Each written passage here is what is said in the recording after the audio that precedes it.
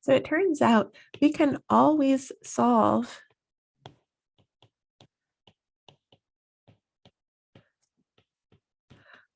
linear first order DEs.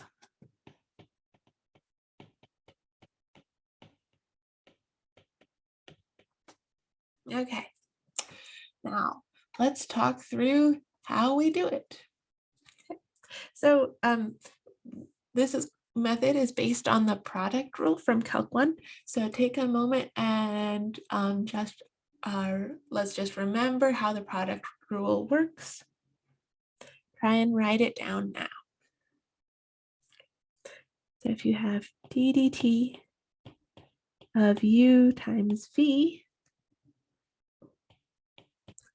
this is going to look like du dt times v plus u times dv dt.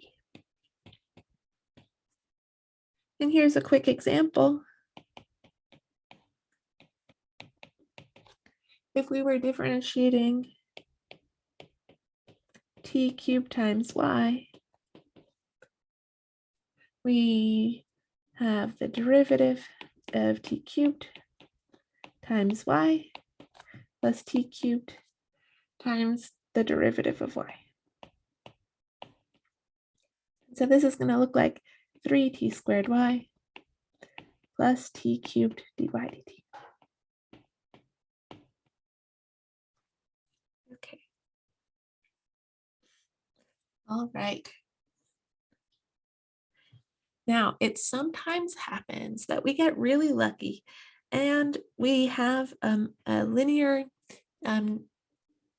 first order differential equation, and it actually looks like on one side we've got the derivative of a product.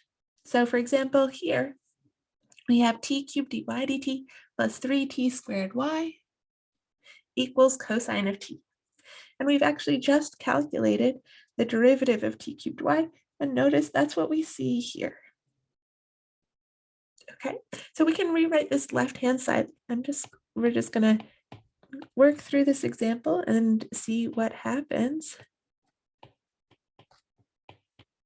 What we can see is that our left-hand side is the derivative of t cubed y, and our right-hand side is cosine of t. And our goal is to find y. Okay. So in order to get at y, what we can do is we can undo our differentiation by integrating both sides with respect to t.